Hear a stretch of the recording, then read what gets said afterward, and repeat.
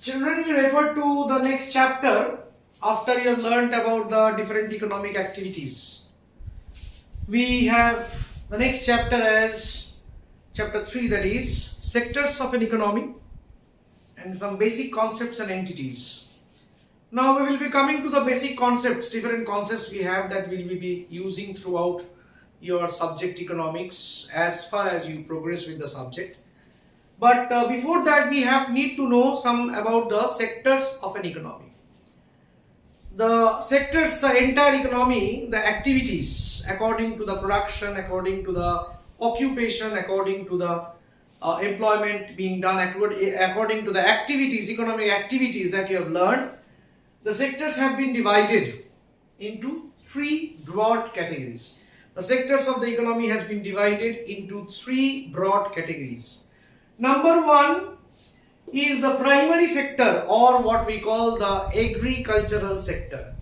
The primary sector or the agricultural sector. Now what is that? Basically not only agriculture but all allied activities of agriculture, like it can be not only crop, not only farming, but it leads to, say for example, dairy farming. You can talk about in the primary sector about the fisheries. You can talk about in the agricultural sector as mining. You can talk about in the agricultural sector as quarrying. Quarrying means cutting of rocks. Okay. You can talk about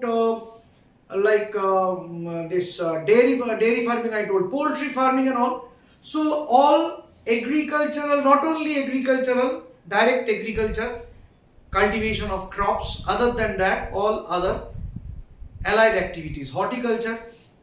Okay, so all those fall in the category of primary sector. Next you have the secondary sector. Secondary sector, another very important sector, the industrial sector. That is the manufacturing units, the factories, the construction work. Okay, all these fall within the category of secondary sector. Secondary sector we also call industrial sector. Now this industrial sector or the manufacturing units, construction, okay, etc., all fall within the industry. Whenever it is related to manufacturing of goods, creation of goods or manufacturing of goods, that particular industry, that particular factories, those particular factories and all, they fall within the secondary sector. And finally the third sector is the tertiary sector. Tertiary sector is which sector? What we call the service sector. The service sector. Different types of service, like you are very much acquainted with this telephone network, maybe this Jio or this Vodafone or Idea or Airtel, whatever. Okay, they are providing you a service. Maybe you are communicating over phone, you are talking over phone, that's a service. No, that's a service being provided. You are paying money for that service. Okay, you are using data for internet connections and all, that's a service being provided. You go to the bank and the bank provides you some service. Now this communication service, the transport, the train, the bus, they provide you some service for letting you transport of goods and services, transport of maybe people, maybe goods from one place to another. A service is being provided.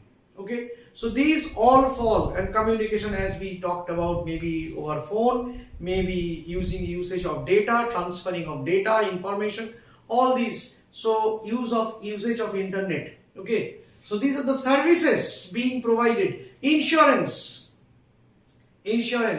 So these are the services by different companies or different aspects of the economic activities, and all these services provided, they fall within the category of service sector, or what we call as tertiary sector.